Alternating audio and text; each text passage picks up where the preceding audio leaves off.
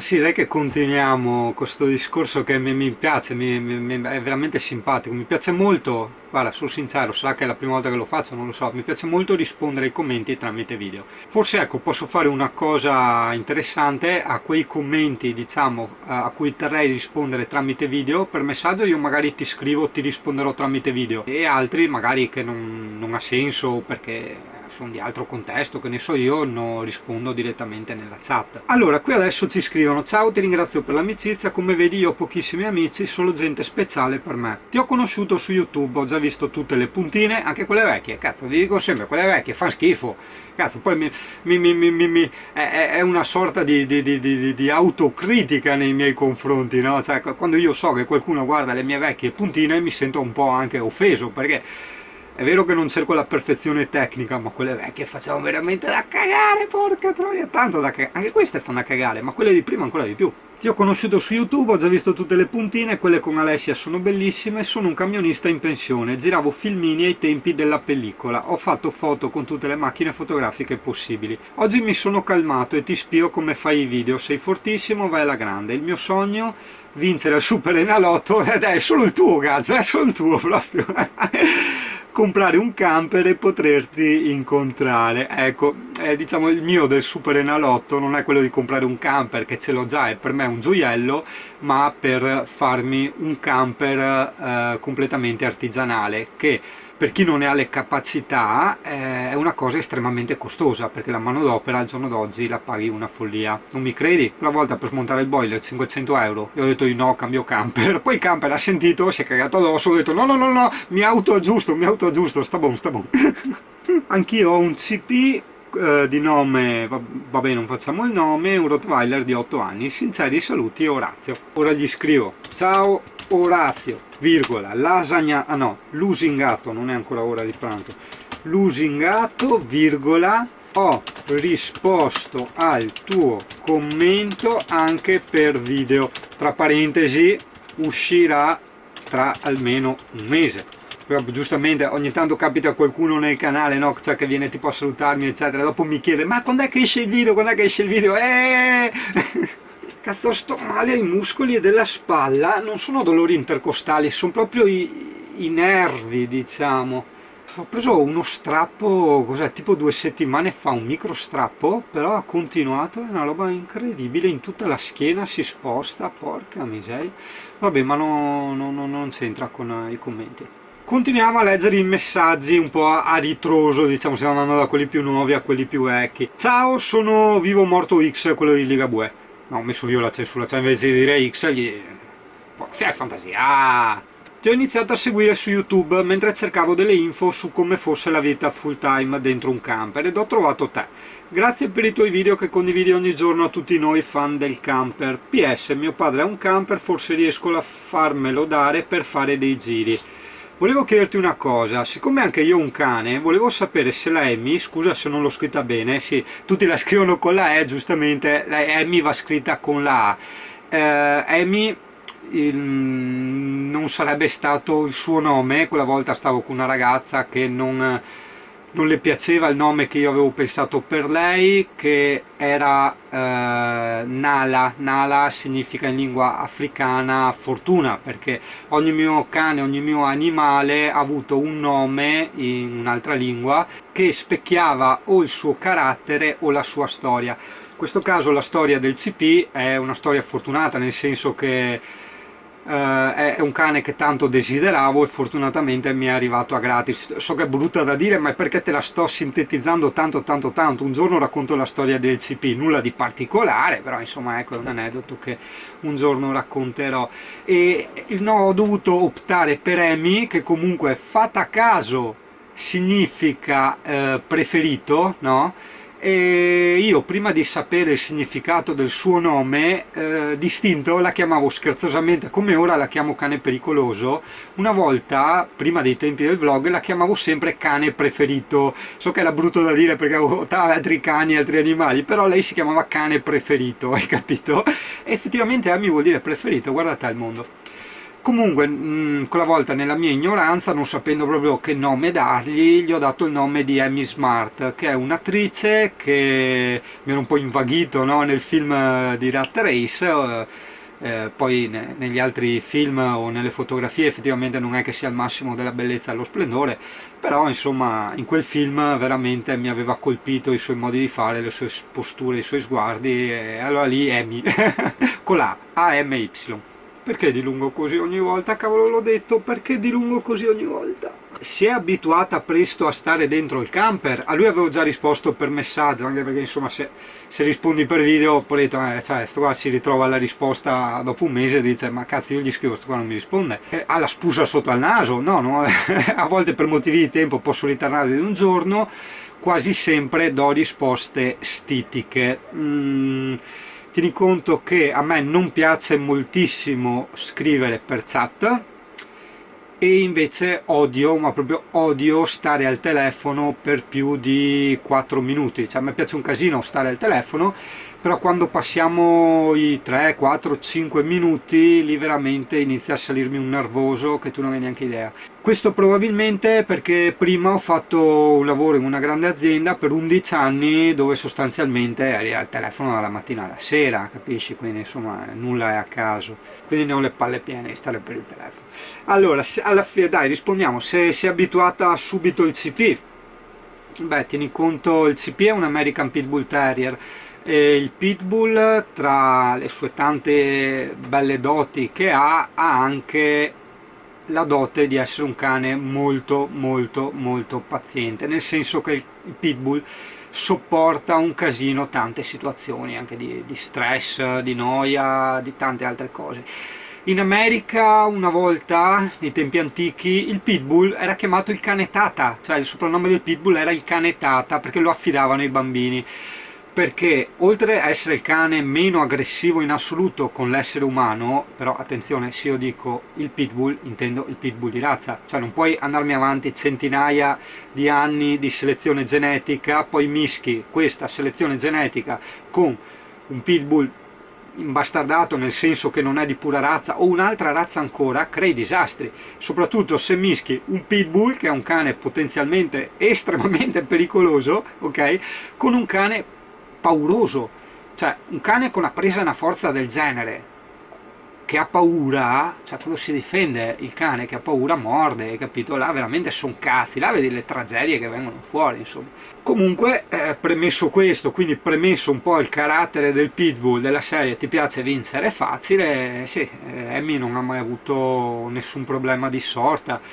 Cioè, Amy anche in macchina montava, stava ore di viaggio tranquillamente, addirittura lei, se un amico apre la porta della macchina lei monta su, cioè lei, se qualcuno viene a trovarmi in camper, cioè non ti chiede permesso, te la trovi già dentro in camper, cioè io e te stiamo parlando, lasci la porta del camper aperta, il mio cane è dentro. Lei sì, vive come un po' normale questa situazione e anche come interessante, molto stimolante, nel senso che quando è dentro al camper è vero, è come una cuccia, cioè è meno di una casa, però col discorso appunto che se in un camper non si ha il giardino, il cane lo si fa uscire spessissimo e ogni volta che esce però il giardino è diverso, cambia i contesti, cambiano gli odori, quindi puoi immaginare per un cane, soprattutto per un pitbull, no? Che può sopportare questi momenti di calma e sfogarsi poi nei momenti ricchi oh, è arrivata la pula a controllare, ricchi di informazioni, puoi immaginare che è la sua manna dal cielo. Ecco appunto, quando parlavamo di aree soste gratuite, cioè non è che puoi metterti qua a stare chissà quanto, passa comunque la municipale, stira giù la targa, vede a quanti giorni sei e dopo un po' devi andare via, non so qual è il limite, però insomma. Allora, è una cosa bellissima per me ricevere centinaia di messaggi, no? E l'unica cosa che un po' mi dispiace è che ovviamente adesso sto iniziando dai più recenti e vado dai più vecchi, altrimenti poi lasci i lavori a metà, perdi il filo, succedono casini eccetera, quindi adesso arrivo fin dove arrivo. Mi dispiace che nei commenti vecchi c'erano veramente dei messaggi bellissimi, stupendi o comunque anche molto interessanti, che io proprio gli avevo risposto: guarda, un giorno ci terrei veramente tanto a risponderti tramite video. Non so se ci arriveremo perché sono veramente tanti, ma tanti tanti. Cerchiamo però insomma di essere veloci, vedere di rispondere alla meglio, ma senza divagare troppo come faccio io. Passiamo a Daniele. Vedi, c'è caso e caso in cui posso dire il nome, senza il cognome, ma posso dire il nome. Cioè quando uno parla di robe troppo generiche, che non c'è nulla di riconducibile a lui, se c'è qualche suo amico che legge, posso dire anche il suo nome. C'è Daniele in Italia, quanti cacchio ce ne sono? C'è persino San Daniele qui in parte, infatti. Ciao Yuri, voglio chiederti una cosa. Come hai cominciato a vivere in camper? Te lo chiedo perché voglio anch'io cominciare a vivere in furgone, principalmente perché voglio dedicare molto più tempo alla mia passione fotonaturalistica. Se hai seguito le prime puntine, ossia proprio la storia, l'evoluzione di questa mia avventura, cioè non tanto del canale, ma proprio dell'avventura in sé, che da una parte è stata programmata, dall'altra è stata anche sguinzagliata, cioè c'è stato questo equilibrio, questa metà e metà, perché altrimenti veramente ragazzo non sarebbe più un'avventura. Io adesso ho raggiunto tutti i miei scopi, se segui la storia fin dall'inizio. Certo non sto girando l'Europa, perché ho trovato una fidanzata qui in zona, che adesso vabbè è a 100 passa chilometri da me, però capirai che è molto più importante adesso vivere questa storia con questa ragazza che andare in giro a fare le stesse cose all'estero. Fin qua spero che ci siamo, no? Allora, ma perché divago? Perché divago? Cazzo, tirami una martellata virtuale in testa. Porco cane. Allora, come ho cominciato a vivere in camper? Allora, tu sai che io sì, sono un tipo che prende e fa. Anche quando mi hanno detto vuoi venire a vivere in Scozia, vuoi venire a lavorare in Scozia, ho detto sì, qua ho sempre detto quasi di sì a tutto, però pensiamoci un attimo, vivere in un camper, andare a vivere in un camper è una cosa, può essere una cosa abbastanza drastica. Nel mio caso sono stato estremamente avvantaggiato dal fatto che io adoro il minimal, adoro gli spazi ristretti e fino a poco tempo fa sognavo di comprarmi una tiny house, poi ho abbandonato per costi, burocrazie, per il fatto che la tiny house una volta messa là è come una casa, cioè sempre ferma lì, hai capito? Quindi convenienza non è che ce n'era tanta. Quindi questo è stato il mio vantaggio, spostarmi in un camper come dimensioni per me non è stato un trauma. Quello fino al primo giorno e fino adesso, anzi è stata solo una cosa più che piacevole, Gavone della bici a parte, più che piacevole. Ho fatto una cosa molto furba che ho consigliato a tanti altri, qualcuno ha seguito il mio consiglio e si è trovato benissimo, qualcuno non l'ha seguito e si è trovato veramente qui inginocchiato. Ragazzo, di cosa sto parlando? Io all'epoca, cioè, avevo a disposizione una casa mia funzionante, cioè con tutti i servizi, l'acqua, il riscaldamento, tutto, la casa che ci ho sempre vissuto, no? Ce l'ho ancora, ora è tutto disattivato, non c'è la luce, non c'è l'acqua, non c'è niente di niente, ok? Però all'epoca funzionava tutto, quindi dove sta la genialata? Perché a volte le cose più semplici sono le più geniali. Io ho la casa, fuori dalla casa tengo il camper, ok, camper appena preso, camper che già lo vedevi, ce n'era da metterci le mani, magari in video no, non noti, ma ti garantisco che pezzi ne sono stati cambiati, stufa, pompa dell'acqua, frigo, questo e quell'altro, mamma mia. Comunque cosa succede? Iniziando a vivere in camper fuori di casa, ok, tu inizi già a vivere tutti i primi problemi del camper, ma non ti demoralizzi perché non sei a piedi, non ricevi una stangata, tu hai sempre la casa lì, ok? Primo problema qual è stato? La corrente. Io ho iniziato in inverno, la mia prima notte da full timer l'ho fatta il 25 dicembre, la notte di Natale.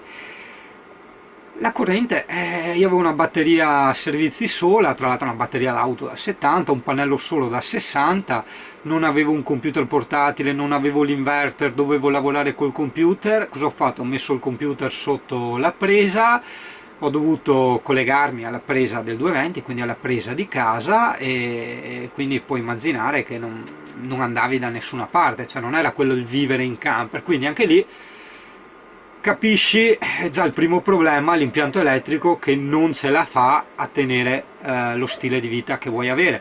togli anche il computer, avrei avuto comunque già serie difficoltà a viverci anche senza computer, con una batteria d'auto vecchia da 70. Quindi per cui ho potuto lasciare il camper lì in officina a montare i pannelli. Cos'è stato? Una settimana, quel che è, ma io intanto avevo la casa. Nel frattempo cosa è successo? È partita la stufa. E cosa fai? Stai al freddo in pieno inverno. Allora porti il camper a cambiare la termocopia, la stufa, il pulsantino, bla bla bla bla bla bla bla bla, e tu intanto hai la casa, cioè capito, non sei mai demoralizzato, c'è un lavoro che tu stai facendo, ma non è che sei in pericolo, ok?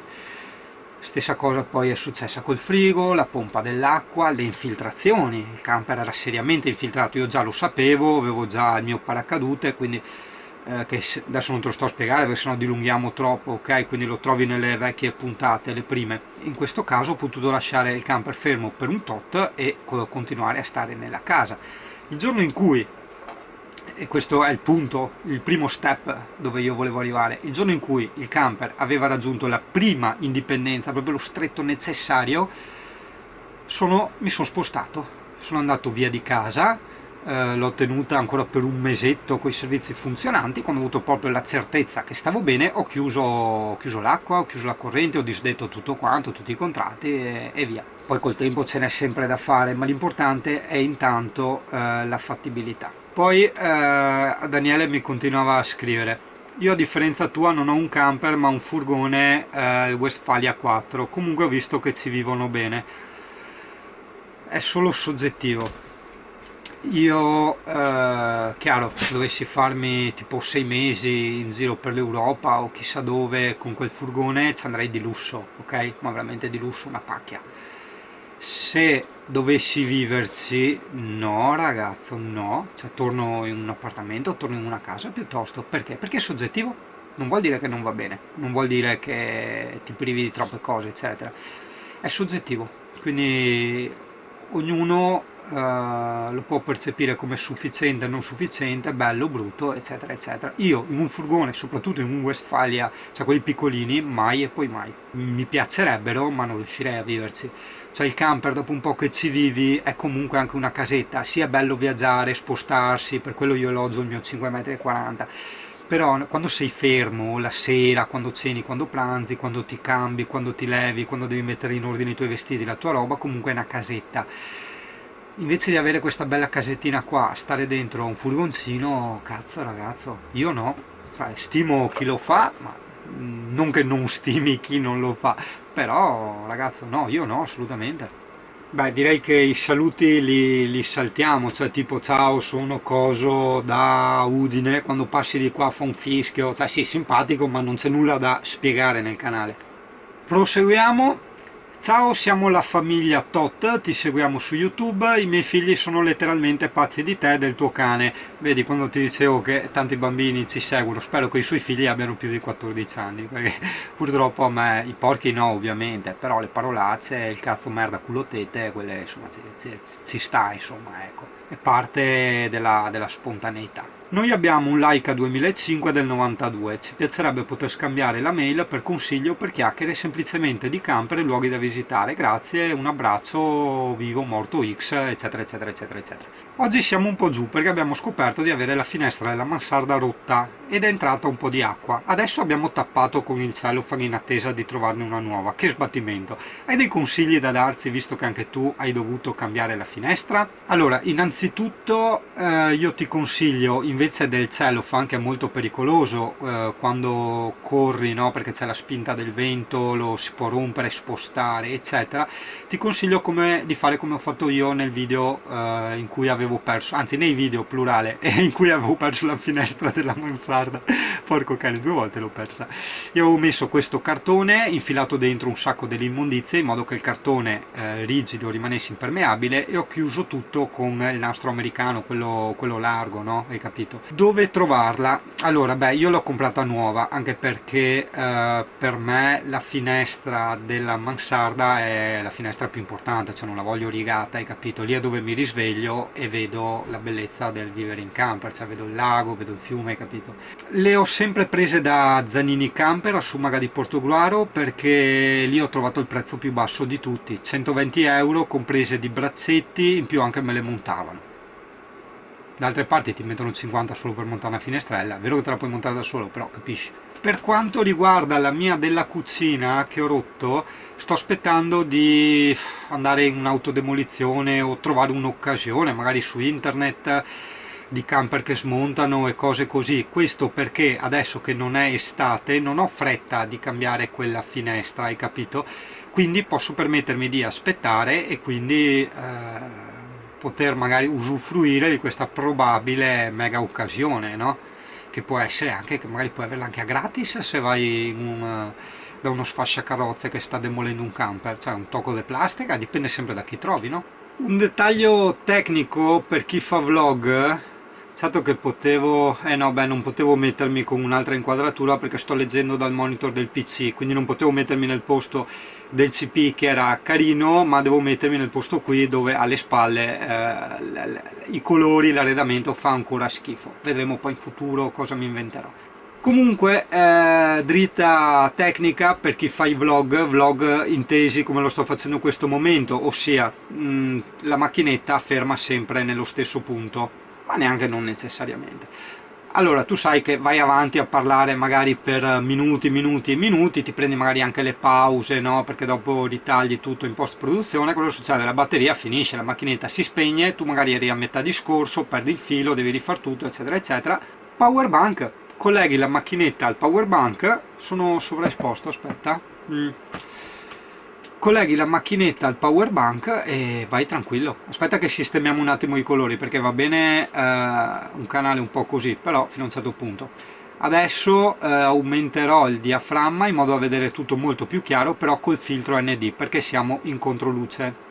Mi sembra già meglio, ho fatto la correzione del bianco, sì, i colori sono già un po' più reali, vedi col filtro ND non so tutto quel casino di luce, quindi per cui posso aprire ancora di più il diaframma per mettere a fuoco maggiormente il mio bruttissimo faccione, no? So che magari preferi una bella figa, però purtroppo è andata così, e sfocare leggermente, molto leggermente, tutto ciò che sta dietro, ossia tutto ciò che è più distante tra la lente e il soggetto. Alex scrive: ciao, mi sono iscritto da poco al tuo canale e sto guardando i tuoi video piano piano. Mi piace molto come hai impostato il canale perché a differenza di altri esprimi le cose a modo tuo, diciamo alla buona. Volevo chiederti, dal momento che volevo comprare un camper per girare un pochetto, sul quale puntare. Ho il budget di 8.000. Capisco sia soggettiva la cosa, ma volevo capire una quadra generica prima di comprarlo, su quali possono essere i difetti vari che i camper datati possono riscontrare. Buona serata. Allora, per esperienza, ma anche per esperienza di chi questi camper proprio li ripara, lavora solo esclusivamente nelle infiltrazioni da decine d'anni, ti posso assicurare che anche un camper da 100 milioni di lire non è esente da infiltrazioni. Certo, magari può essere più robusto eccetera, ma se gli è capitata la sfiga di prendersi una crepettina entrata acqua, si marcisce completamente anche quello. Quindi l'unico problema dei camper datati, camper fatti di legno, quindi non i furgonati, hai capito, non gli autobus eccetera eccetera, è il discorso infiltrazioni. Mi dirai, anche quelli nuovi sono in legno, sì ok, però quelli nuovi è vero che non sono esenti, per carità, però è già un po' più difficile perché le pareti e le giunture sono molto più impermeabili, robuste, elastiche, no? E molti sulle giunture ci hanno messo anche una seconda protezione, no? Cioè tipo una specie di copribordi, quindi se noti, no, i camper nuovi come sono fatti, molti camper nuovi come sono fatti. Quindi certo non è impossibile, però insomma è anche molto difficile. Nei camper vecchi il problema principale è quello. Il consiglio che ti do: innanzitutto devi metterti in testa che far riparare le infiltrazioni costa migliaia e migliaia di euro, cioè di solito parti anche dalle 5.000 euro, quindi capirai che a volte costa di più far riparare le infiltrazioni che il costo dell'intero camper, no?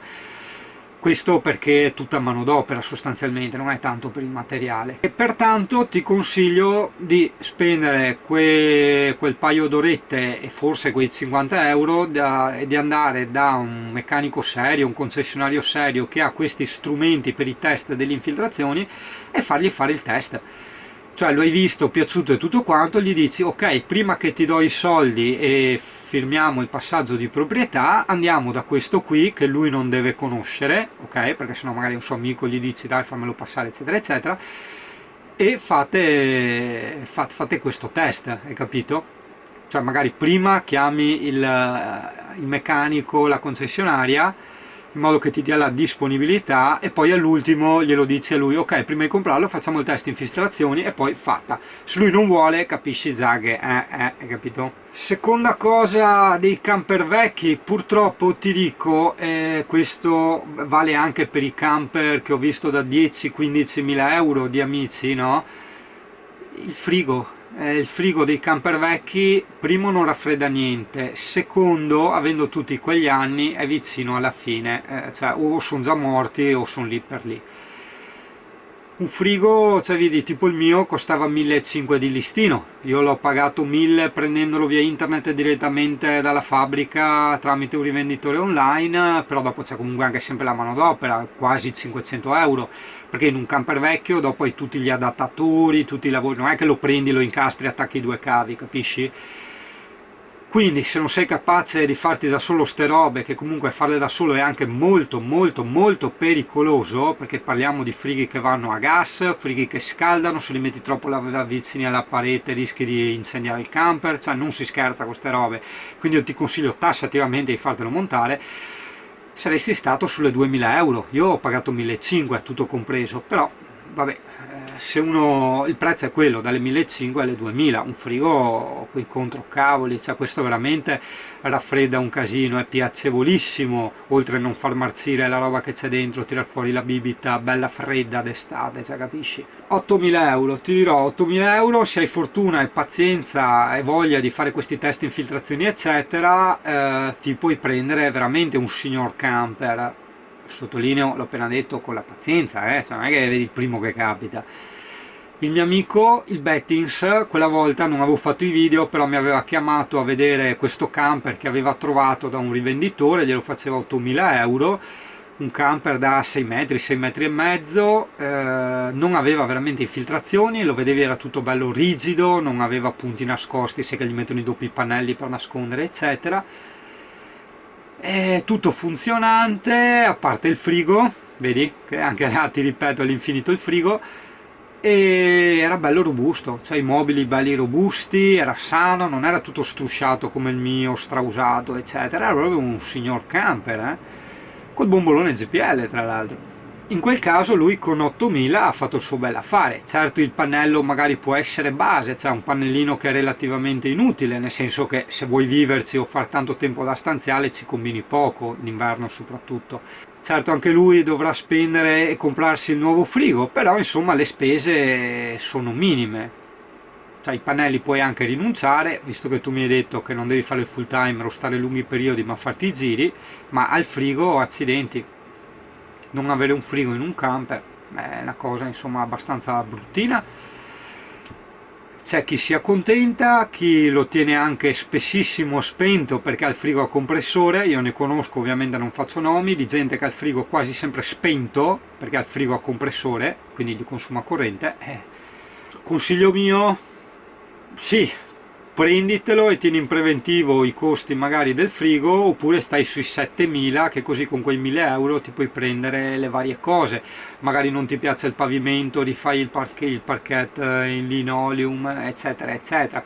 8.000 comunque è un bel budget, insomma già importante per un camper d'epoca, cioè se te lo trovi senza infiltrazioni guarda che prendi un signorino camper con 8.000 euro, cioè sono tantini per un vecchio camper. Capisco, continuo a leggere quello che scrive, capisco sia soggettiva la cosa, ma volevo capire una quadra generica prima di comprarlo. Appunto io su questa soggettività ci calco sempre, te l'ho ricalcata anche adesso, e scrive su quali possono essere i difetti vari che i camper datati possono riscontrare. Buona serata. Ecco, se io t'ho già detto tutto, in qualche modo prevedevo, oppure avevo già letto sta parte e me ne sono dimenticato di averla letta.